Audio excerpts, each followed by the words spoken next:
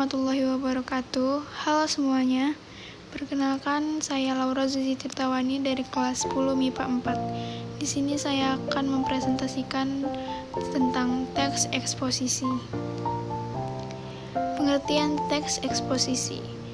Teks eksposisi adalah suatu paragraf atau karangan yang terkandung sejumlah informasi dan pengetahuan yang disajikan secara singkat, padat, dan akurat.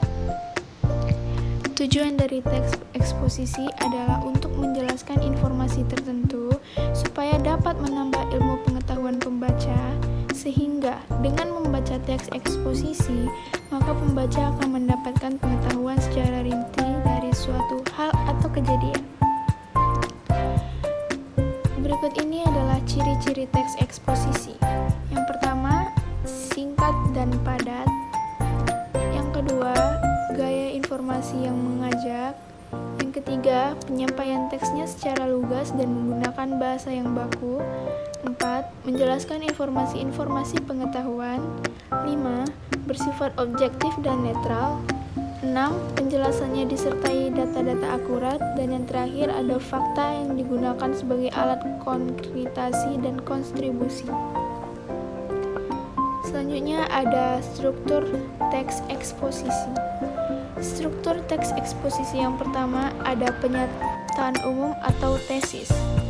Tesis adalah bagian pembuka dalam teks eksposisi. Bagian tersebut berisi pendapat umum yang disampaikan penulis terhadap permasalahan yang diangkat dalam teks eksposisi. Yang kedua ada argumentasi. Argumentasi ini merupakan unsur penjelas untuk mendukung tesis yang disampaikan. Biasanya, argumentasi ini dapat berupa alasan logis, data hasil temuan, dan fakta-fakta bahkan pernyataan para ahli.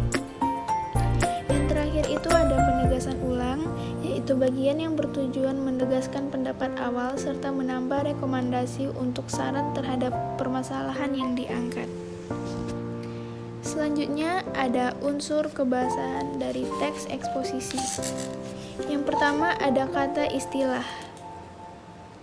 Nah, yang kedua ada adjektiva atau kata sifat. Yang keempat ada afiksasi atau kata berimbuhan. Dan yang terakhir ada kalimat aktif transitif. Nah, penjelasan yang terakhir yaitu tentang langkah-langkah menulis teks eksposisi. Yang pertama, sebelum membuat teks eksposisi, ada baiknya kita menentukan topik yang akan dibahas terlebih dahulu. Yang kedua, setelah menentukan topik yang akan dibahas, kita harus mengumpulkan data dan fakta yang berkaitan dengan topik. Yang ketiga, menyusun kerangka teks berdasarkan strukturnya. Dan yang terakhir, mengembangkan kerangka teks. Sekian presentasi dari saya, lebih dan kurangnya mohon dimaafkan.